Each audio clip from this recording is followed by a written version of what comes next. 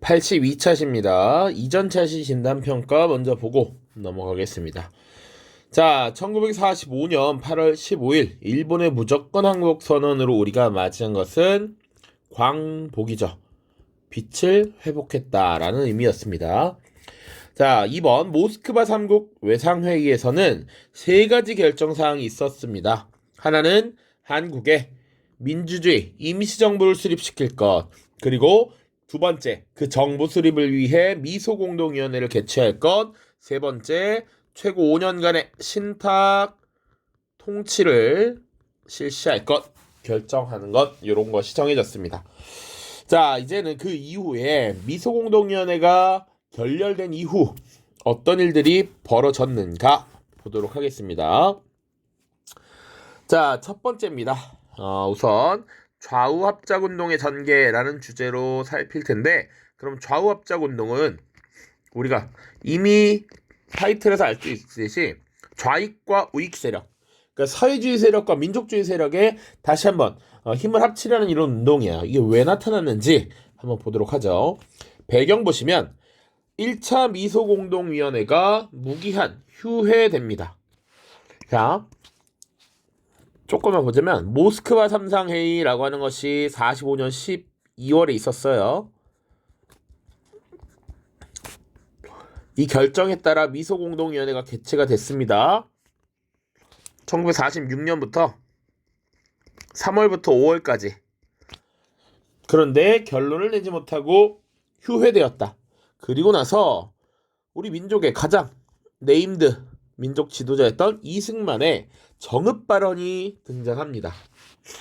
자, 미소공동위원회는 재개되지도 않고 통일된 정부 이거 만들어지기 어려울 것 같으니 정 안 되면 남한만이라도 단독 정부를 수립하자라고 했던 발언이었어. 바로 미소공동위원회가 끝난 다음 달이었습니다. 46년 6월이었어요. 자, 그러다 보니 이러다가 진짜 이런 단독 정부 수립 움직임이 가시화되면 이거 분단되는 건 기정사실화되니까 그건 안 된다라고 했던 것이죠.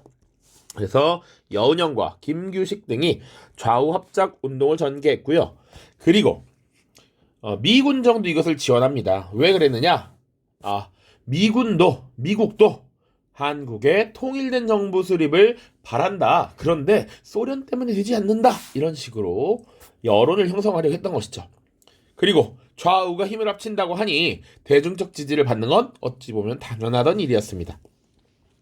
자, 그래서 좌우합작위원회가 결성됐고 그들이 좌익 세력과 우익 세력의 입장을 절충해서 좌우합작 7원칙을 발표했습니다. 여기서 어떤 내용들을 주장했느냐? 첫 번째, 모스크바 결정을 이행하라. 그 말은 빨리 한국에 민주주의 임시정부를 수립시켜라 라고 하는 것이죠. 그러니까 그걸 하기 위해서 두 번째, 미소공동위원회를 빨리 다시 열어라 라는 것이었고요. 그리고 우리 한국 농민들의 열망이었던 토지개혁 추진하라. 백성들이, 그러니까 국민들이 스스로 농사짓고 먹고 살 수 있는 땅을 제공하라 라고 했던 것이고, 네 번째, 민족 반역자 친일파를 처단하자라는 것이었습니다. 자, 그러나 이 결과를 보시면 좌우합작 7원칙을 둘러싸고 끊임없이 잡음이 발생해서 좌우 의견 충돌이 있었고요. 냉전 체제가 격화돼 미국과 소련의 대립이 더욱더 첨예화되면서 미군정이 지원을 철회합니다. 그리고 이 좌우합작 운동을 주도했던 여운형이 암살당하면서 결국 실패로 끝났다. 까지 보시면 돼요. 자, 두 번째입니다. 자, 유엔의 한반도 문제 논의와 남북 협상이라고 돼 있어. 첫 번째, 한반도 문제가 유엔으로 넘어갔다라는 것인데, 이 좌우합작위원회에서도 끊임없이 주장했듯이 빨리 미소공동위원회 다시 열어라라고 했던 것이고요. 1947년 제2차 미소공동위원회가 열렸습니다만 역시 서로의 입장을 되풀이하고 결렬되었다라는 것이죠. 그래서 이 한반도 문제를 미국이 유엔 총회로 넘겨버립니다. 자, 그 유엔에서는 어떤 결정을 했느냐? 인구 비례에 따른 남북한 총선거를 실시해라 라고 얘기했어요. 그리고 유엔은 한국 임시위원회를 파견합니다. 자, 인구 비례에 따른 선거를 시행하기 위해서 한국에 대한 기초조사 그리고 당시 현지를 살펴야겠죠. 그런데 정작 이 북한을 장악하고 있었던 소련은 북한으로 들어오는 것을 거부했습니다. 왜 그랬느냐? 자, 당시 한반도의 인구 분포를 조금 봐둬야 하죠. 자, 38도선을 기준으로 했을 때 당시 북한 지역의 인구가 약 1000만이었습니다. 1천만. 남한 지역의 인구가 2천만이었어요. 자, 그도 그럴 것이 주요 도시라고 하는 것, 역대 국가들의 수도, 평양이 물론 북쪽에 있었습니다만 개성이라든지 서울이라든지 부산, 대구 이런 도시들이 다 남쪽에 더 많았고 북쪽은 산지가 많아서 상대적으로 사람들이 적었습니다.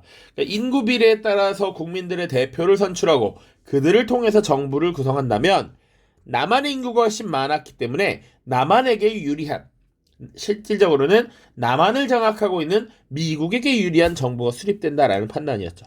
그래서 소련이 이것 자체를 거부했습니다. 결국 유엔에서는 선거가 가능한 지역만에라도 선거를 실시하라라고 결정하면서 남한만의 총선거를 결국 실시하도록 결정했다. 자, 이렇게 남한만의 선거가 결정됐고요. 이것은 남한만의 단독 정부를 수립한다, 분단이 된다라는 것을 의미했기 때문에 이것을 끝까지 막으려던 남북 협상이라고 하는 움직임이 나타납니다. 자, 배경은 그래서 남한만의 단독 정부 수립이 가능성이 높아졌다라는 것이고, 김구와 김규식 선생이 북한의 지도자들에게 정치 지도자 회담을 제안했고, 그래서 1948년 4월 평양에서 먼저 남북한 주요 정당 및 사회단체 연석회의, 그리고 남북 지도자 회의가 개최가 되었습니다. 자, 이 일련의 과정을 통해서 결정된 사항, 결과는 뭐였느냐? 단독 정부 수립 반대하자. 그리고 미국과 소련 양군은 철수하라, 이런 내용이었어요. 그런데 이런 움직임과는 별개로 사실 남한과 북한에서 각각 단독 정부가 수립되는 절차가 진행되었고, 미국과 소련의 대립이 지속되면서 남북 협상이 실패합니다. 자, 1948년 결국 남북에 각기 다른 정부가 들어섰고 김구는 곧 암살당하게 됩니다. 자, 그리고 단독 정부 수립 반대 움직임이 민중 저항으로도 나타났습니다. 자, 유엔 소총의 남한 총선거가 결정된 이후 단독 정부 수립 반대 운동이 각 지역에서 나타났어. 그게 가장 컸던 것은 바로 제주도였습니다. 제주 4.3 사건을 하나의 주제로 다루게 됩니다. 자, 배경을 보시면 이미 1947년부터 민중들과 이 공권력 사이의 충돌이 지속적으로 발생했어. 그래서 기존 시스템에 대한 불만이 많았던 것. 거기다가 단독 정부 수립 움직임이 나타나니까 이거에 대한 저항을 하면서 민중봉기, 무장봉기가 일어났고, 이것에 대한 공권력의 무자비한 탄압, 이런 것들이 나타나면서 무고한 민간인 희생자가 많이 발생했죠. 자, 배경 보시면 군중과 경찰 사이에 충돌이 있었고 이것을 경찰이 발포하면서 사상자가 발생했습니다. 그래서 제주도의 도민들과 공권력에 해당하는 경찰들, 그리고 일부 우익 청년단들, 우익단체 구성원들이 충돌하게 됐습니다. 또한 유엔에서 단독 선거를 결정했기 때문에 이것에 대한 반발도 늘어났다. 자, 1948년 남조선노동당과 일부 주민들이 단독 정부 수립 반대를 내세우며 무장봉기를 일으켰고, 결국 제주도에서는 총선거가 치러지지 못했습니다. 그리고 정부가 수립된 이후에도 제주도의 일부 세력은 끝까지 이 단독 정부를 부정하면서 저항을 이뤘고요. 그리고 이승만 정부는 이것을 무력으로 진압했습니다. 그 중에 하나가 바로 여수 지역에 있었던 구연대를 파견했는데, 이 여수와 순천 지역에 있었던 군대도 일부 좌익 세력들이 포함되어 있었단 말이지. 그래서 이런 정부의 무력 진압에 반대하고 보이콧을 하면서 반란을 일으키는 여수 순천 10.19 사건이 발생합니다. 자, 그런데 이 제주 4.3 사건을 진압하는 과정에서 실제로 봉기를 일으킨 사람들 외에 수많은 민간인 피해자가 발생했다는 것이죠. 당시 제주도 인구가 약 30만 명이라고 하면 3만 명 정도의 희생이 있었다라고 전해집니다. 그러니까 어떤 행동 사상을 가졌냐에 관계없이 무고한 민간인들을 많이 희생시켰다라는 점에서 문제가 있고요.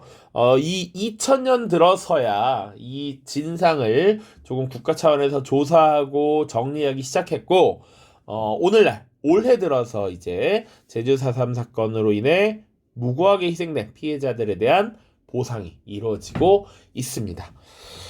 자, 자료학습 보고 마무리하죠. 좌우 합작 운동이죠. 그래서 여운형과 김규식이 손을 잡고 있는 모양, 이것을 좌우 합작이라고 표현했고요. 극좌는 왼쪽으로 더 끌어당기려고 하고 있고, 극우는 오른쪽으로 끌어들이는 이런 모습을 보여주고 있습니다. 풍자화입니다. 여운형과 김규식 등 중도 세력이 한반도 통일정부 수립을 위해 좌우 합작 운동을 전개했다. 미군정의 지원과 대중적 지원 속에서 결정된 좌우합작위원회는 좌우합작 7원칙을 발표했다.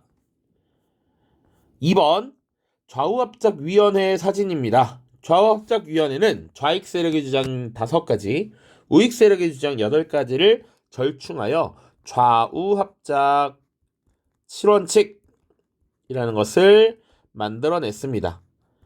자, 좌우합작위원회는 한반도의 민주주의 임시정부의 수립을 최우선의 과제로 삼았어. 그래서 뭘 빨리 속개하라. 미소공동위원회 속개하라 라고 얘기했고요. 유상매수, 무상분배 원칙에 따른 토지개혁, 민족반역자, 처단 등도 도모를 했습니다. 자, 여기까지 지금 살펴봤고요. 다음 시간에는 대한민국 정부 수립, 그 다음에 재헌국회의 역할 이런 것들 다뤄보도록 하겠습니다. 자, 고생 많았습니다. 안녕.